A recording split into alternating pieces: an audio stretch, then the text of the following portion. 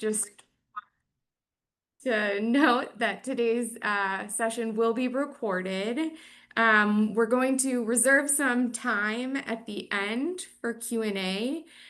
So I'll just build on my reminder in the chat and ask that if you do have questions for our panelists today, that you drop those into the Q&A so that we can properly address those to the person best suited to answer. And we'll really try our best to address as many as possible. And lastly, we've already started, but please feel free to use the chat to connect with your fellow attendees. Go ahead and drop your name, the municipality you're joining us from, and if you feel so inclined, your favorite zoo animal. All right. Well, I am really thrilled to be able to introduce our four talented panelists that we have, our subject matter experts joining us here today. So you have here Toya Harrell, who is the village clerk for the village of Shorewood. We have Mark Evie, who is the clerk for the city of Chautauqua. Carla Endres, the clerk for the village of Wanakee. And then we also have Cami Lynch, who's the municipal clerk specialist joining us from UW Extension. So we're really fortunate to have each one of them here with us today to share their perspectives and experience. And I'm really excited to pepper them with questions, and they've been kind enough to let me do so. But before I do that, I really just wanted to take a minute here to set the stage and talk about why this conversation matters. So a couple of statistics for you to take a look at here, just around why we felt it was important to bring this topic around. So looking at what's at stake. Here's a couple of really impactful statistics around, increasing of retirement, the challenges of recruiting qualified staff, open positions, prioritizing succession plan, but not doing the work behind it to really make it successful. So all of these things kind of come together into that perfect storm. So that kind of sets the stage for why today is so important and why it matters here. All right, let's take a look here.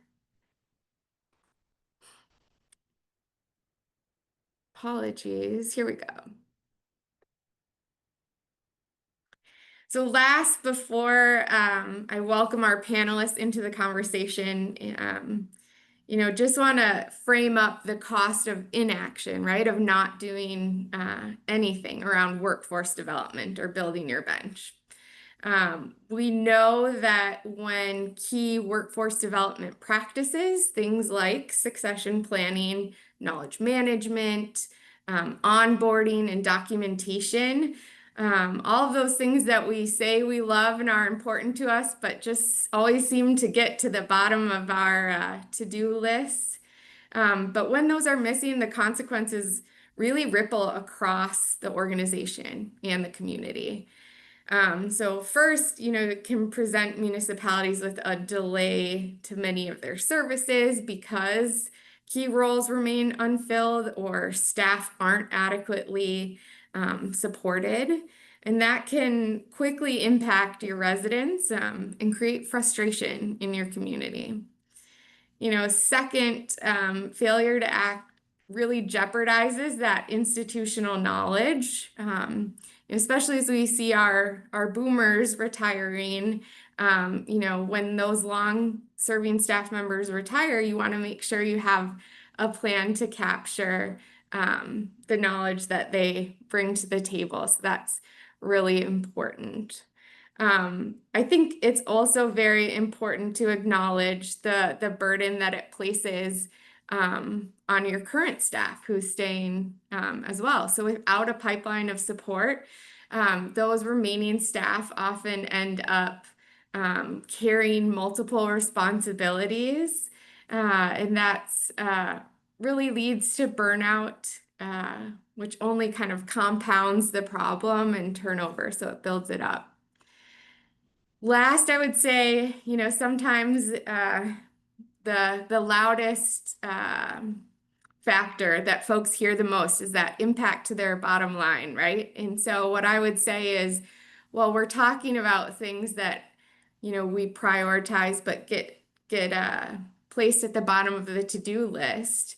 It also has a real impact on your bottom line in terms of increased costs, not only around recruitment, correcting mistakes, but also having to outsource some of that work or bring in emergency consulting help. So, really, in short, failing to plan for success creates this ripple effect. And so, our conversation today is really about how you can establish some practices that will help mitigate some of these. So to that, and I'm going to bring it back around to my panelists. I really want to thank them all again for being here today. I've given a little bit of some formal introductions, but I wanted to start by giving you each a chance to briefly introduce yourself in your own words. And as part of that, I'd also like to invite you to share a little bit about how the workforce development challenges that we're going to talk about today show up in your day-to-day work.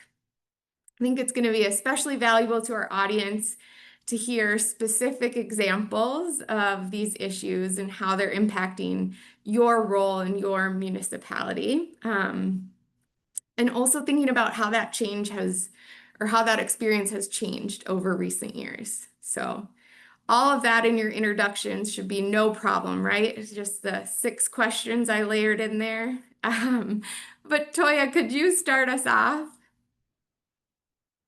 Good afternoon. Good afternoon, everyone. My name is Toya Harrell. I'm the village clerk here in Sherwood. I've been the village clerk here going on 4 years. Um, the question again, please, Emily. Thank you. Absolutely. So, how you've seen this problem manifest in your role in your Mm. municipality, and maybe just a little bit about how it's changed for you in recent years. Yeah, so we have seen a lot of structural changes in our municipality. Um, What makes it different now versus when I first started is that we've explored a lot of different more platforms in order to gain a bigger audience for the roles because we understand that it's not always someone in our area or even in our county. And so we've done a lot of exploring out of the box, and we make our job postings videos now. So that's also something that attracts people more so than just reading the job description. I love that they're videos. I'll have to check some of those out just to see. Let's see, Carla, could you share next? Absolutely. I'm Carla Endres, and I work for the Village of Wanakee. And as far as and let me make sure I get these questions right, but one of the biggest things for us is making sure we have adequate staffing, and obviously with retirements and turnover, people moving, out of the municipality, working somewhere else out of state. It has presented a challenge with institutional knowledge, and with a larger community. I've worked in both a larger and a smaller community, and it varies quite a bit based on the amount of activity that's happening in those locations, whether it be annexations versus holding a municipality that has one polling location for the entire municipality. So it's really been interesting and educational to reach out to different clerks in the area of similar size and use them also as resources. But like Toya said, we have also started to use different platforms to make our operating procedures more standardized and more efficient. So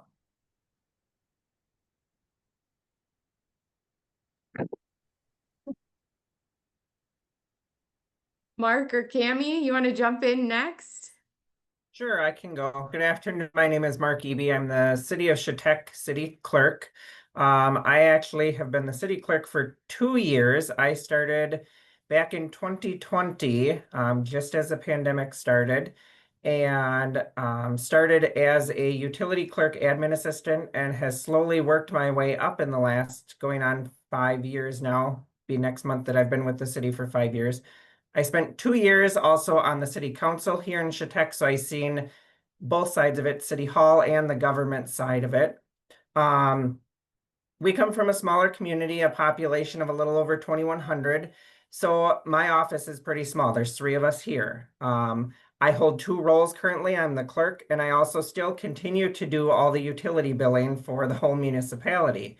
So the workforce challenges, is a different thing for me on day to day because I have a new deputy treasurer and a deputy clerk that started back in February, and our current administrator started 2.5 years ago when our clerk decided to retire after 28 years. So for me, I'm their kind of go-to person because I've been here the longest, and they call me Mr. Know-It-All because I know most everything that goes on in our community here. So yeah, you know, the different challenges that we face every day are different by municipalities and the size of the municipalities. When we originally started with seeking out, we weren't even seeking out a city administrator at the time. We put an ad out for a clerk treasurer position and got nobody that was really qualified. They worked at Walmart. They came from different walks of life, had no government experience. So our council decided at that point in time, they would appoint me as city clerk and then put an ad out there for an administrator treasurer position, which we got quite a few more and ended up with a very good city administrator for us. So, you know, the things that are out there and the difficulties that are out there, is a real thing, and the burnout is real too. We have to all look at how our daily lives are affected by this employment for us. That's great. I think you should wear the title of Mr. Know-It-All as a badge of honor because that's a great, everyone needs their person who knows it all, right? That they can go to. Cami, I'd love to hear a little bit from you as well. Yeah, so hi everyone. My name is Cami Lynch. I am the municipal clerk specialist with the UW Extension Local Government Education Program. And I'm a recovering, maybe some might say, former city clerk for the city of Appleton, and before that, the city of Verona. So I was in the city clerk government role for about 15 years. And now my position really exists, I would say, because of this issue with municipal turnover. We're having a lot of new clerks, get into their positions. So I'm here as a resource to support clerks and government officials as they transition into these roles and overcome some of these barriers when it comes to hiring and filling vacant municipal positions.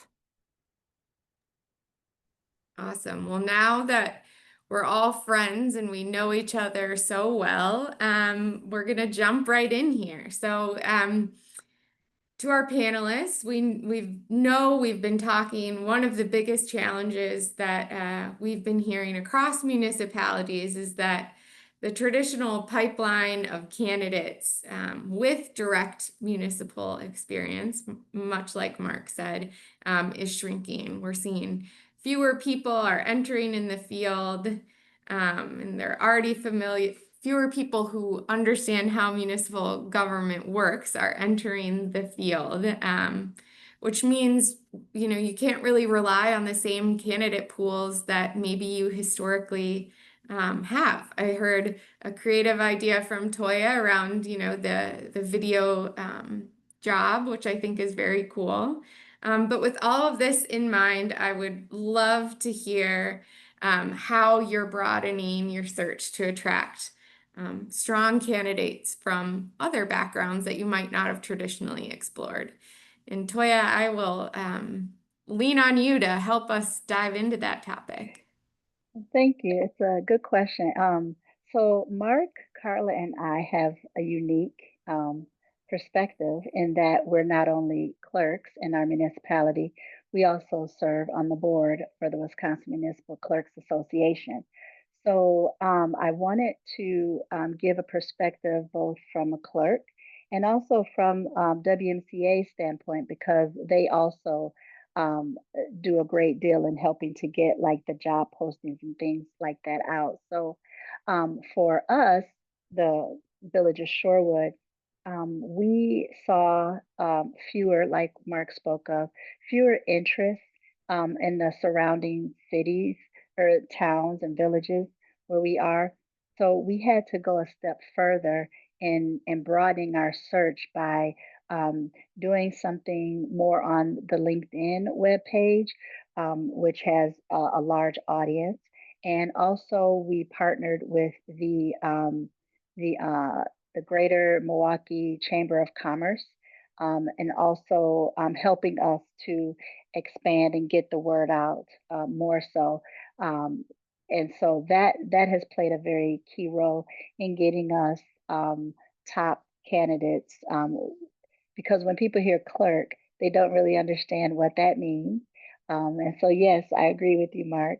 When I was looking for a deputy clerk, it was a little difficult in that people thought that that meant in retail, and it wasn't. So we had to do a better job in marketing and making sure what it was that we were seeking and the targeted audience. So while WMCA is not directly responsible for like candidate searches, um, just like with the municipal standpoint, we understand like the challenges in attracting the talent. So we have a web page that is dedicated to job postings, and also we use a lot of the social media platforms in order to post the job postings out there.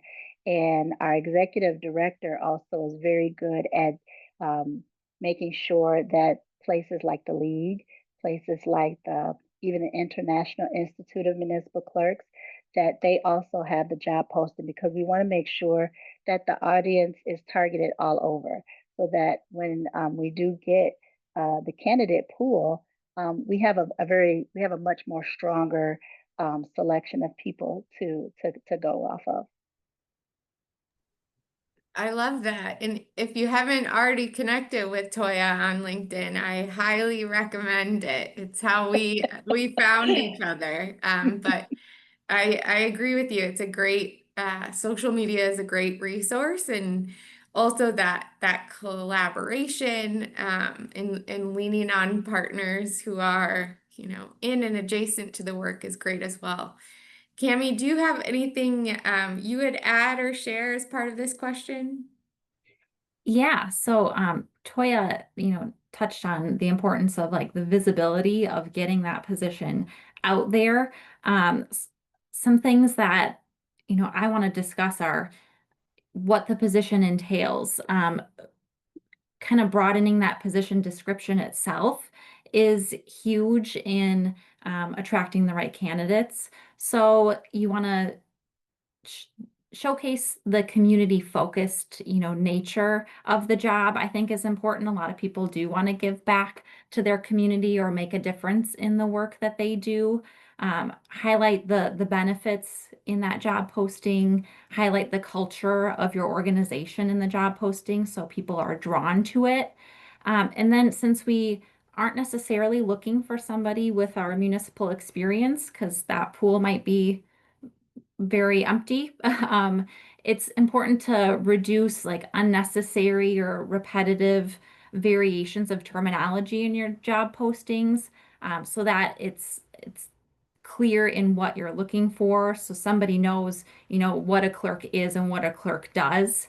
And then perform like an internal needs assessment of that position. So perhaps you're not looking for the technical qualifications because those people aren't applying. So focus on the skills. So what skills are necessary to do that position in your municipality?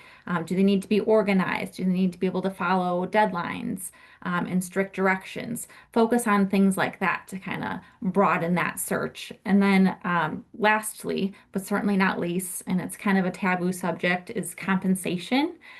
We are competing with private sector jobs that pay often more. So make sure that you're using market comparisons to factor into your job postings, so that it shows that you value fairness and equity in pay, and somebody knows what to expect and knows ranges, and that they can, move up in their position too, or move up even within the municipality. That's great. I think that, yeah, that transparency around what you can do is very important. Carla or Mark, anything you would add to the discussion? No, I was just gonna say, sometimes people think of clerks as court clerks even, and they don't know the difference. So it's kind of entertaining. Toya's laughing, but it's a great story about how somebody was applying for a job where they thought they were going to be a court clerk, and they turned around and it was a municipal clerk, which is very different. But um, they're very Carla's successful speaking at of what they me. do. That was my story. Wow. Thank you, And look Carla. at you now, thriving as a municipal clerk. I love it. Exactly. Well, as we continue this conversation, we know that recruitment is really only half the battle. And once you've hired that perfect person, you've found them, that's really when the real test happens, and kind of thinking about how you induct or bring them into the organization.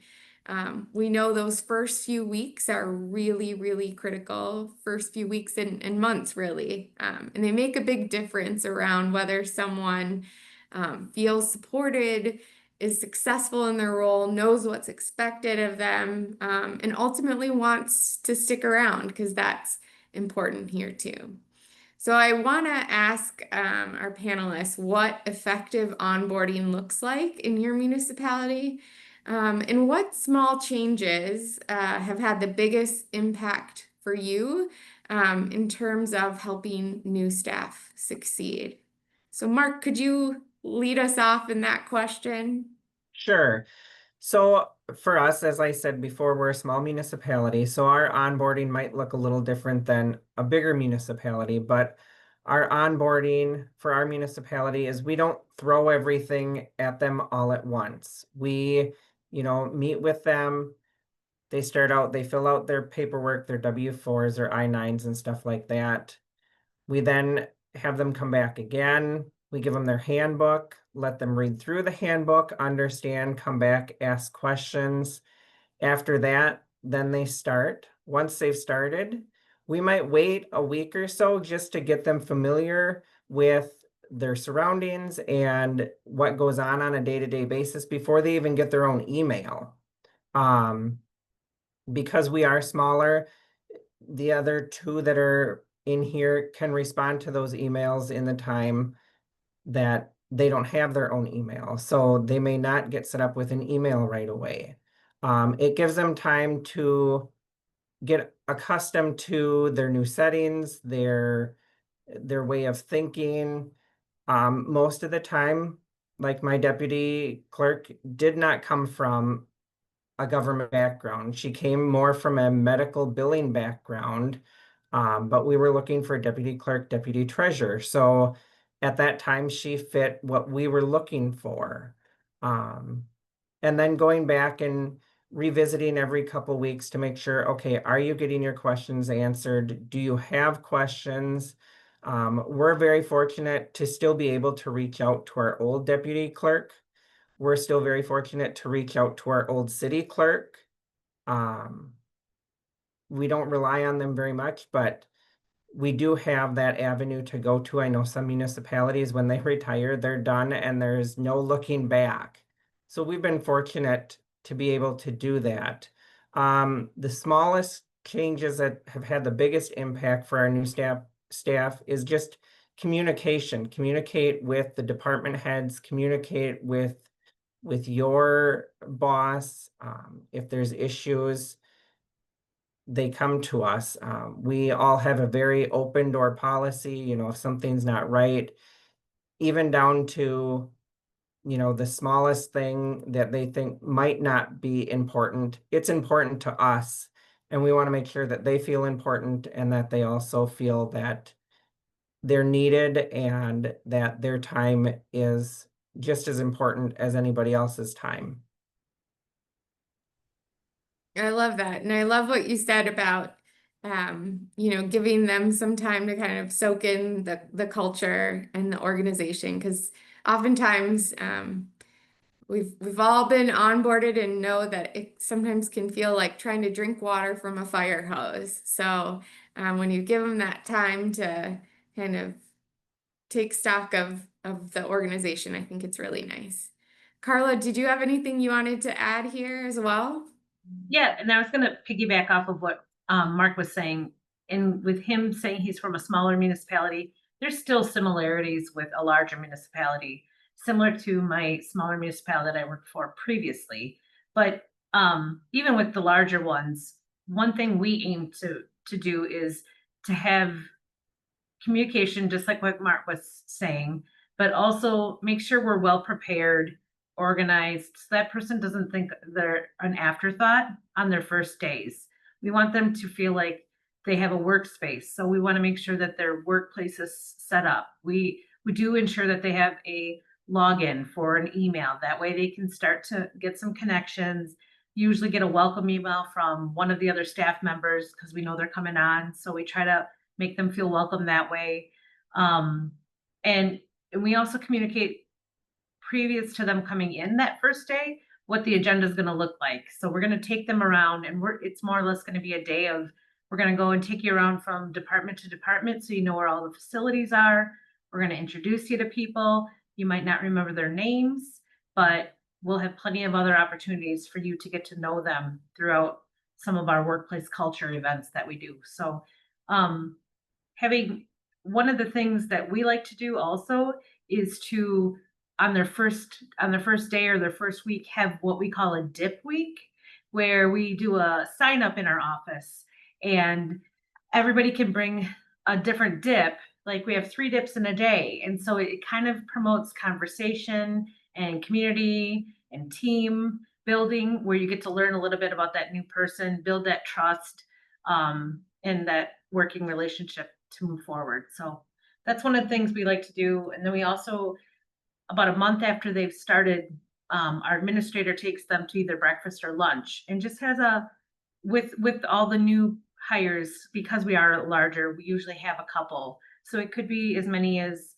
you're never usually by yourself, but it could be 2 or it could be 10 new people starting. And it's every department that gets to join, whether they're full-time, or we even do go down to some of our limited term staff. So that's a nice little icebreaker too for them.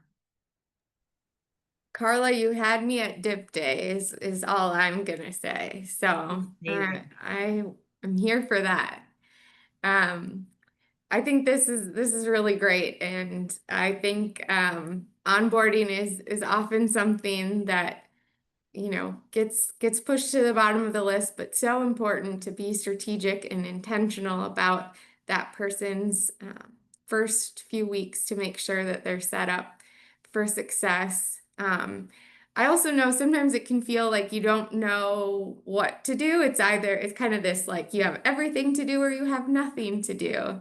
So another suggestion I would throw into the mix is having a list of smaller projects or tasks that that person can do on their own when they feel like they're in one of those times where they don't have anything to do. I feel like it's a win for the organization, but also gives that person some autonomy and agency as they're getting ingrained in the work. So I'd throw that in there. And please email me on the next dip day.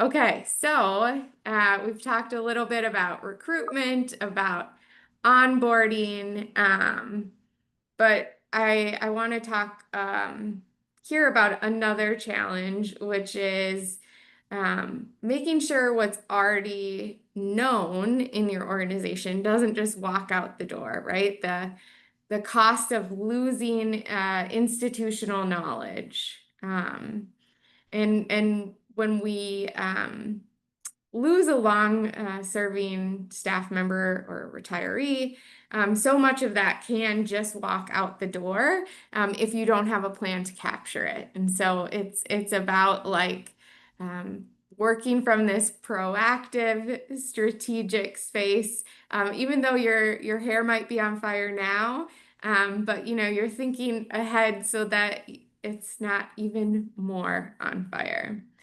Um, so I'd like to hear your guys' perspectives just around how you capture and transfer institutional knowledge so that it isn't lost when staff leaves.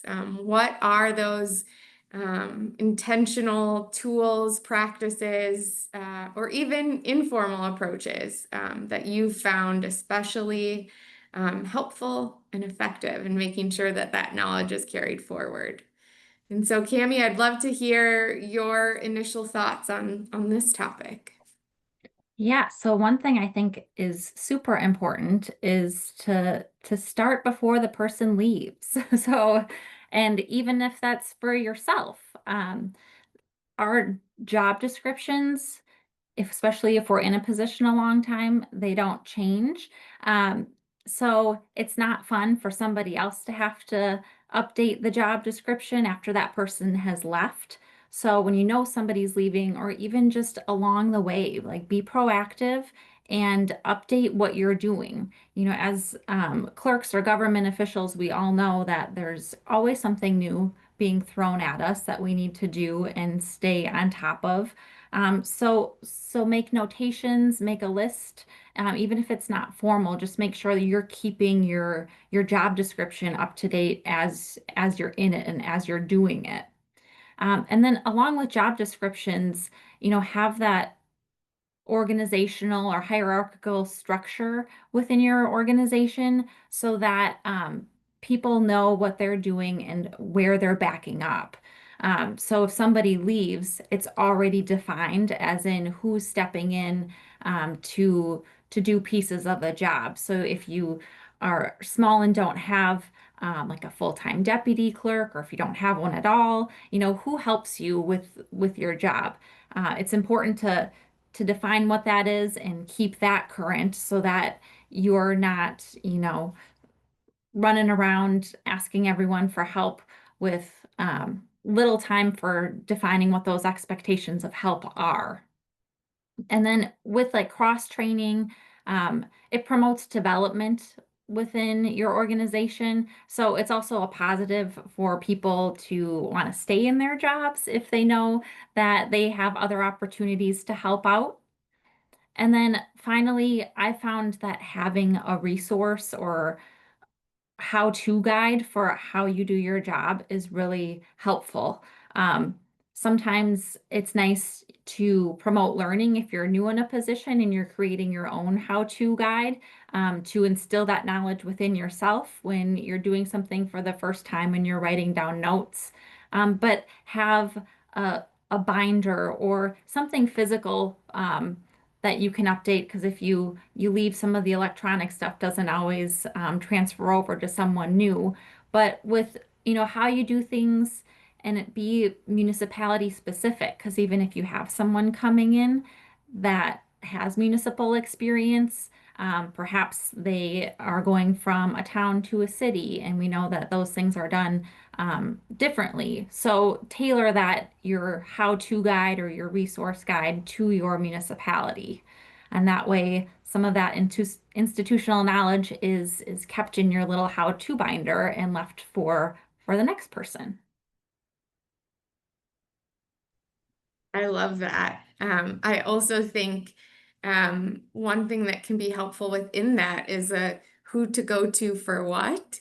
And that gives you a sense of kind of who has what institutional knowledge and where that person might need to develop some of those how-to SOP type things. Toya, I'd love to hear your thoughts here as well. You hit the nail on the head for me. I am big on SOPs. I have written out standard operating procedures for everything I've done, and I've made it interactive so that it has a screenshot of what it is that you're to do, and then what it looks like after you've clicked on this button, after you've done this, after you've done this. I've done that for everything, elections. I have a SOP that's like a bullet point of even how to, open the tabulator, how to, close out the tabulator. What do you do at the end of the day? What do you do with that media stick? Like everything I have is in an SOP. I also have PowerPoint because I do a lot of training, cross training with my staff. And so I put everything up on a PowerPoint, and from there we create bullet points because I know people like to read and kind of use that as a reference, but also people don't like a lot of words. And so PowerPoint is fun. It's got pictures, and the bullet points kind of stick to the what to do next. And if you click on this, there's a sub point. So I make it easy to follow. We have a lot of cross training again in our with our staff, and it's really important. So whether I leave or I'm gone, my staff can always revert back to all of the SOPs I've created. Simple things like cash receipting. What does the cash receipting screen look like when you enter a transaction? And how do you know that transaction has been successful? You see this at the end. So I try to make it easy so that anybody that comes after me can jump right in because this is a position where you've got to learn quick. You can't take a good month to learn something. Sometimes you have an hour and you have to learn how to do a transaction. You have to learn how to enter property tax payments. So it's very key that I keep that updated as much as possible because technology changes. And so a lot of times the SOPs will also change. But we all have our hand in creating it and updating it. And when I put the staff in it, it puts more involvement in it because it's more eyes, it's more thought behind it. And so I always like to do things in my department in a team setting. So even when I'm training one person, we're all a team, we're going to get the same training. So we also, for our records, for things like that, I even made a SOP on how to put the minutes on our e-code system, which is online, our database that holds our records, our resolutions. What do you do? How do you update the web page? How do you put the agenda there? How do you put the minutes there? So, and I've also created it to be a how-to day-to-day thing as well. And that's for the new, that's when you're starting out newer. So it gets you into that, what I like to call muscle memory, because once you kind of have that integrated in your brain, then it's kind of just, second knowledge. So yeah, I do a lot with bullet points and with PowerPoint presentations. I love that. And I knew I was amongst some type A friends here who like some documentation of things. So that's really great. And I'll just share because I'm someone who loves to share resources. I've previously used it's a free resource called Tango, and that will automatically capture your workflow as you go through it so that you don't have to stop and do screenshots, and it will hyperlink to places. So it's a quick and easy way to lend some documentation here. So Yeah. encourage everyone to check that out. And thank you both for sharing your perspective there. Um, we're trying to frame up the conversation today here in a logical way. So we've talked about recruitment, onboarding, keeping those folks that you have and that knowledge that you have. But another key piece here of retention is culture. And culture can often be summed up as how it feels to work here, although there's different understandings, certainly. And often that feeling can really be the deciding factor of whether someone decides to stay with your organization or move elsewhere. So I'd love to hear from you guys just about how you are intentional and lend intentionality to shape your structure in your municipality. What approaches have helped keep staff motivated and committed, especially as we often say when workloads are heavy and resources are tight. We know that's definitely a recurring theme here. So, Carla, I'm wondering if you have any insights here on this one. Yeah, the first thing that we do is for intentionally shaping our culture is the most important thing to us is for treating people as people first, and then secondly as your staff. So making them feel worth more than just being a paid staff member and doing a task. We want to make sure that there's those relationships established, the trust is built, friendships, because we all spend plenty of time at work, but whether it's day or night, depending on if there's an election and it's a late night, you still want to have people that are there to support you. And with that is having a supportive, for us, village board or city council or town board. If you have a supportive board that encourages staff to seek out professional growth or training opportunities, you're only pouring your resources into your staff to make them better themselves for their position. Also, we've done things such as like implementing a cares team, which is where one person on each department is part of this team, and they create events and shape ideas. They do a newsletter where they highlight certain staff for a certain quarter of the month that are nominated by the different departments. Um, we have that care team, so it promotes a healthy working environment. And then we've done things like we've invited Craig Culver to come speak to our staff for an afternoon.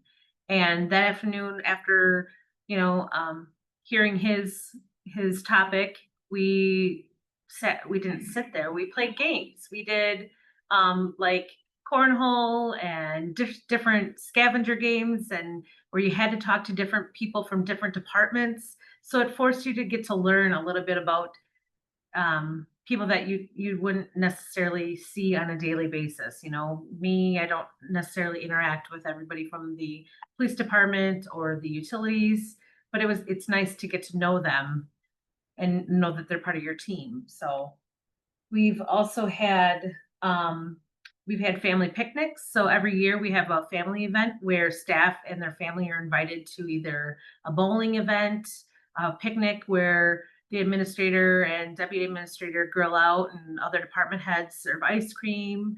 But it's for all staff and family. We've done food trucks where all staff can come one night and just gather and get together for dinner and dinner on the village.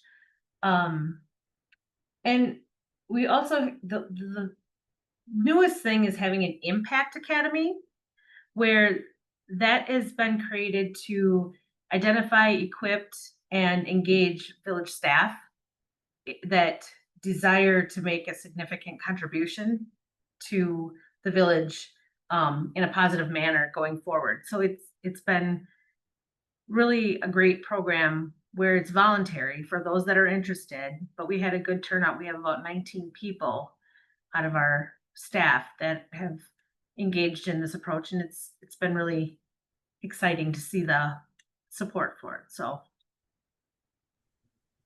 I love those. And one thought I had as you were chatting, I've also seen done when someone comes on board, sort of having them write their own how-to guide about themselves, right? So like, here's a little bit about me, so you know more about that, but also here's some things about my working style. Like, here's how I prefer to be notified about a project, or here's how I like to be given feedback.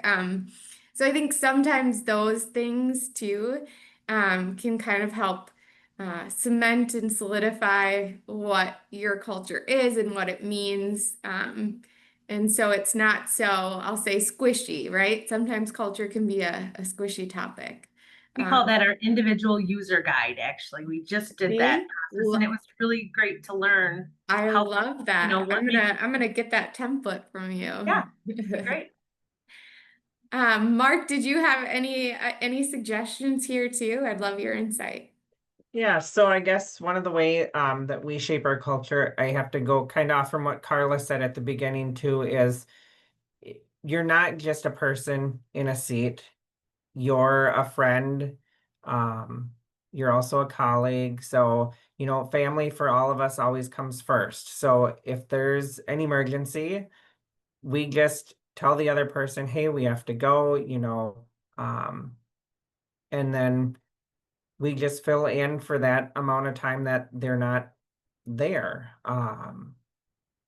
We also help to keep our staff motivated we started this about a year and a half ago. We've had some generous businesses in town donate to the clerk's expenses, or to the clerk's fund here at our city, where what we do with that money is we don't keep it in the clerk's office. We help promote National Police Week. We do Public Works Week. We do Clerks Week. We do, this year we had some extra money, so we put together a 4th of July basket for every employee in our city. Included hot dogs, brats, buns, chips. So that's been a nice thing to just show them, that they're just not a person here. Our theme, like for the WMCA this year, is you matter. So that's part of our thing, is handing these out, is saying that you matter. You're not just an employee working for our city. And this is our way of saying thank you for everything that you do. We've had a rough couple years. We lost a police officer 2 years ago in the line of duty. So to tell people that you matter is a big thing for our community, and to show respect for all of our employees is such a big thing. Absolutely. I love that. And kind of in that vein of you matter, there's sort of the larger team culture, but then we're often organized into these smaller departments, or, groups of folks you work with. And so I think it's also important here to build culture in those groups as well. And so one small tactic I've seen used is starting the meeting by going around with successes and shout outs. So what was one thing you were successful in the last week?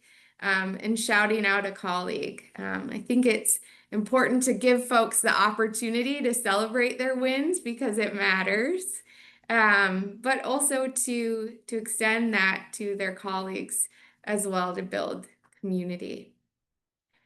Toya and Cami, I'll open it up if you want to add anything to this question. Otherwise, we can move on.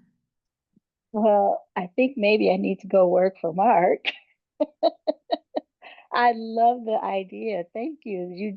So both you and Carla gave me some great ideas to help strengthen our culture here. So I don't have anything to add. I just wanted to say that I really appreciate those ideas, and I will definitely be doing some some care baskets. That is really cool. Thanks, Mike, for that idea.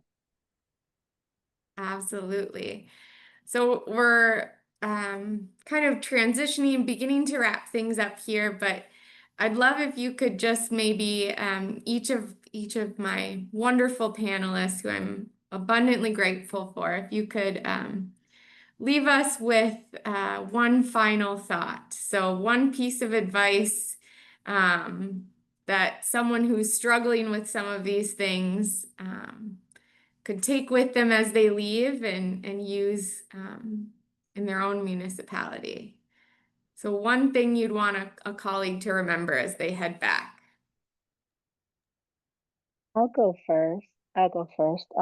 As the president of WMCA, it's important for the municipal clerks to know that you have an association that cares, an association that is there to help you, support you, advocate for you, network you with you, help you network with other clerks. And if you're feeling as though you need to have a support, we have a committee called the Clerk Colleague Committee, where we pair you with a clerk from like municipality, so a city clerk with city clerk, town clerk with town clerk. But just know that we're here for you. So if ever you need, some motivation, encouragement, direction, you can contact myself, Carla, who's the first vice president of the association, and Mark, who's also the second vice president of the association. We're here to help you and to help because yes, as Mark said, you matter, and we want to make sure that who you are is just as important as what you do. Absolutely. That community, that connection, mentorship, these are all so important. Carla, did you have something to add? Yep, what I was gonna say is that don't just stick with the status quo. Don't ever think that you can't look outside the box because from going from one municipality to another, one that was conservative and didn't have the resources and the extra funds because they were so small, to going somewhere where we have a few extra funds where we can do things that in a different manner and make the workplace a better place and more engaging, and you see less we've seen less turnover, and I truly believe that's because of the workplace culture. So don't think that your options are limited because of a budget. Definitely think outside the box and reach out to your different resources, the listserv through WMCA if you're a part of that, or just your neighboring clerk. They might have other ideas to bounce off of, and there's never anything wrong with borrowing those ideas. Absolutely. You've got, many, many friends and organizations here to help you for sure. So we're gonna, well, I want to make sure we hear from everyone here. So Mark and Cami, did you have a final parting thought? Yeah, so Carla mentioned like look for, creative solutions. Don't feel like you're stuck. And something I think that ties to that is patience. So being patient, especially from the recruitment standpoint, don't feel like you just need to get a warm body in to help do the job. Be patient, look for the right person, the right fit. It will benefit the team as a whole along the way. And by being patient, you can have that time to pivot and look for those creative solutions of, what's not working, why aren't we finding the right person? So that patience also, the longer you struggle, it just makes you stronger as a person and as a team when you're all, working together to fill in for a vacancy or whatever it may be. So just be patient, don't rush into anything, and keep being creative. I like it. I've often heard, or there's a quote, if there's no struggle, there's no progress. So I think it's part of the game. Mark, anything to contribute here? Yeah, I was just gonna say that, don't think that you can't, because you can. Um, you're gonna have good days, you're gonna have bad days, but there are people to turn to. There's help if you need help out there. The WMCA is a great resource for help. Um, each one of us here on the panel today, you can reach out to for any assistance. Even if you think it's the stupidest question, it is not a stupid question. Um, but don't think that you can't, because you can. I love that. So, in the spirit of the can-do mindset, we're gonna answer your questions here. So, I'll take a look at the Q&A, type those questions in now, and we'll see who we can direct those to. It's a quiet group here today, so I'm not seeing any questions, but maybe you're like me and you kind of write them in the flurry of the last second and hope they come through. But as we're watching the Q&A box, I just wanted to take a quick second here to extend a really sincere thank you to each of you, Mark, Carla, Cami, and Toya, for just your willingness to be here today, to share your expertise, to speak candidly about the challenges, the opportunities, and how we can all collaborate and work together to make your world just a little bit brighter. At the League, we know how important it is to provide training and content that's not only relevant, but it's also has to be practical and grounded in the real life experience, which you all were kind enough to share with us today. So I want to thank you for that. Let's see if we had a question come in. I'm not sure if our panelists feel comfortable and you want to drop your email into the chat, you can feel free to do that. I see a request in there for some of those training videos. Resource sharing is such a powerful thing. So as they are dropping those in the chat, we'll give just another minute here for any final thoughts or questions. All right, I see those emails all came through. So thank you to our panelists for being willing to share and collaborate. And with that, I think I'll turn you all over to the rest of your day. We know this is just the start of the conversation and hope to be able to elevate and share more of your experience and your work to help benefit us all. So thank you so much for joining us and hope to see you at Fall Conference next month. Thanks, everyone. Thank you.